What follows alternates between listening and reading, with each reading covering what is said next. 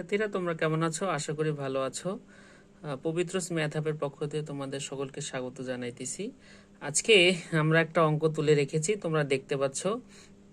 আমরা অঙ্কটি সলভ করব। অঙ্কটি অষ্টম শ্রেণীর এবং পাশাপাশি এই অঙ্কটি অনেক চাকরির পরীক্ষাতে রিটার্ন পরীক্ষাতে আসে, প্লাস এমসিকিউ পরীক্ষাতেও আসে। হ্যাঁ, এই ধরনের এটা হচ্ছে অঙ্ক অষ্টম শ্রেণীর একটা লাভ মুনাফা অর্ধের অঙ্ক।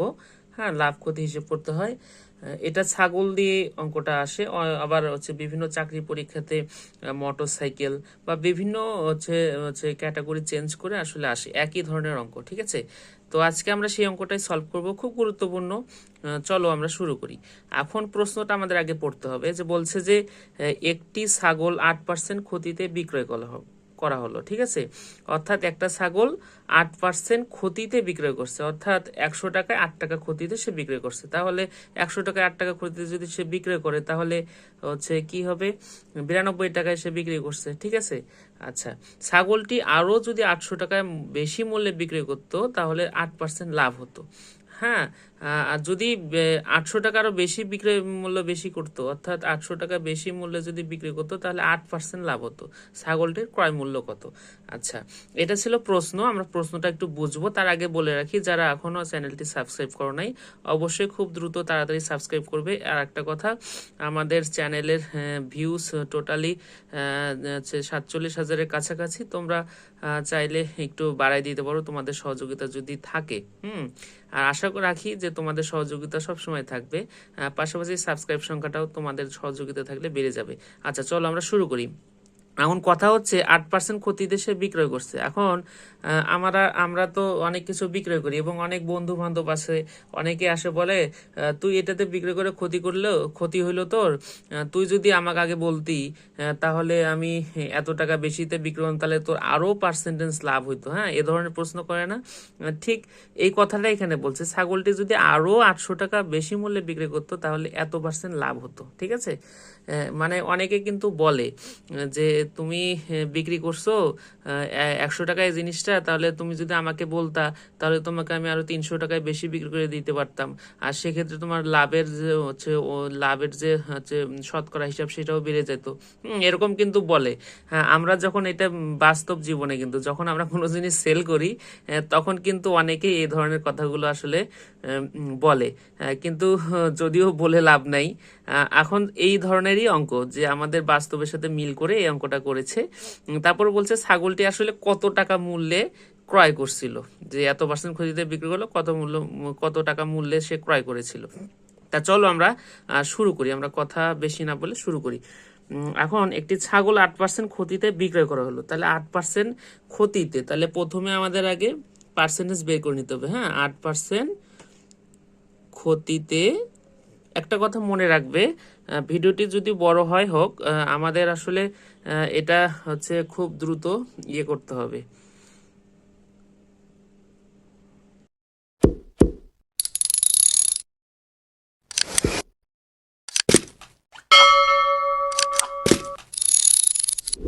প্রথমে আমাদের ক্ষতি বের করতে হবে, কত পার্সেন্ট ক্ষতি হয়েছিল। ঠিক আছে, কত পার্সেন্ট ক্ষতিতে সে বিক্রি করেছিল? 8% ক্ষতিতে।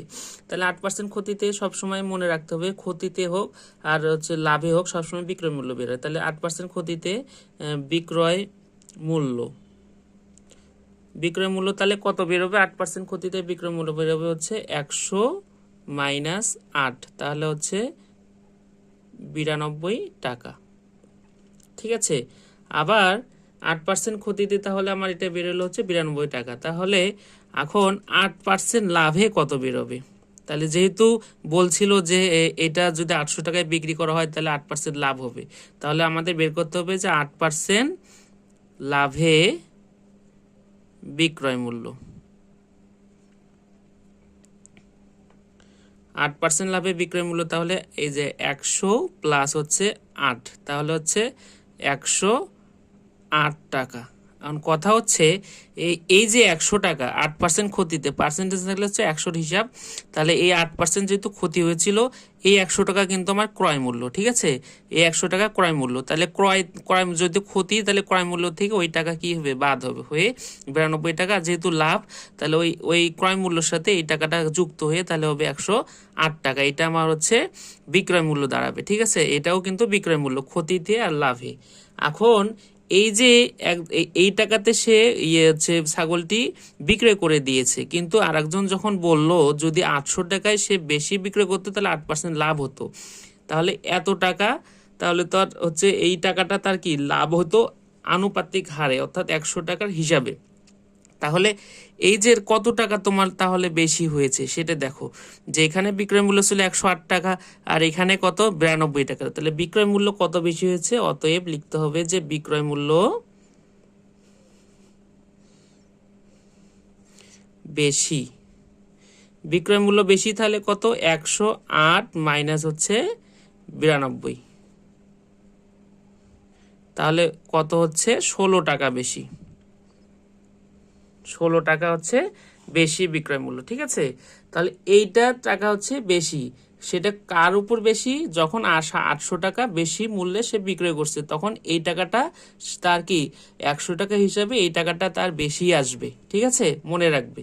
তাহলে যদি আমরা এখন হিসাব করি যে 16 টাকা কততে বেশি আসবে, 16 টাকা কততে বেশি আসবে, যখন কি 100 টাকা হিসাবে, তাহলে 100 টাকা যখন তার ক্রয় মূল্য ছিল তখন তার 16 টাকা বেশি আসবে, সেই হিসাবটা আমাদের লিখতে হবে, কারণ কি এখানে বেশি মূল্য দেওয়া আছে বিধায়। তাহলে আমরা লিখব যে 16 টাকা বেশি হলে ক্রয় মূল্য হচ্ছে 100 টাকা, অতএব 1 টাকা বেশি হলে ক্রয় মূল্য হচ্ছে, যখন এখানে 16 ছিল এখানে 1 হয়েছে অর্থাৎ কমে গেছে, তাহলে এটা কি হবে, এটা নিচে চলে যাবে ভাগ হিসাবে, তাহলে 100 বাই হচ্ছে 16 টাকা। আবার এখন আমাদের কত টাকা বেশি ছিল প্রশ্নে, এই 800 টাকা আমাদের বেশি ছিল, ঠিক আছে, তাহলে আমরা এখানে লিখব যে 800 টাকা বেশি হলে ক্রয় মূল্য হবে হচ্ছে 100। এখন দেখো এখানে ছিল 1, এখানে হচ্ছে কি 800, অর্থাৎ বেশি হয়েছে, যদি বেশি হয় 1-এর থেকে বড় হয়ে যায় সেক্ষেত্রে এখানে গুণ হবে, ঠিক আছে, উপরে যে গুণ হয়, তাহলে 800 আর নিচে হচ্ছে 16। এখন আমাদের অঙ্ক কিন্তু শেষ, তাহলে আমরা এখানে কি করব, 16 দিয়ে যদি 800-কে কাটি তাহলে 5-16 80, তাহলে এখানে 50 হবে, এটা যদি কাটি তাহলে 5-16 80 আর এই যে 0 50। এখন 50 দিয়ে এটাকে যদি গুণ করি তাহলে 5 0 আর এই যে 2টা 0, এত টাকা। তাহলে আমাদের উত্তর আসতেছে 5000 টাকা। এই অঙ্কটা যেমন অষ্টম শ্রেণীর জন্য গুরুত্বপূর্ণ, তেমনি বিভিন্ন চাকরির পরীক্ষায় হচ্ছে রিটেন পরীক্ষার জন্য খুবই গুরুত্বপূর্ণ।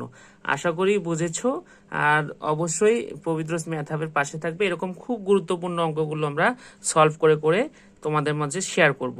ঠিক আছে, সবাই ভালো থাকবে, সুস্থ থাকবে, সবার জন্য শুভকামনা।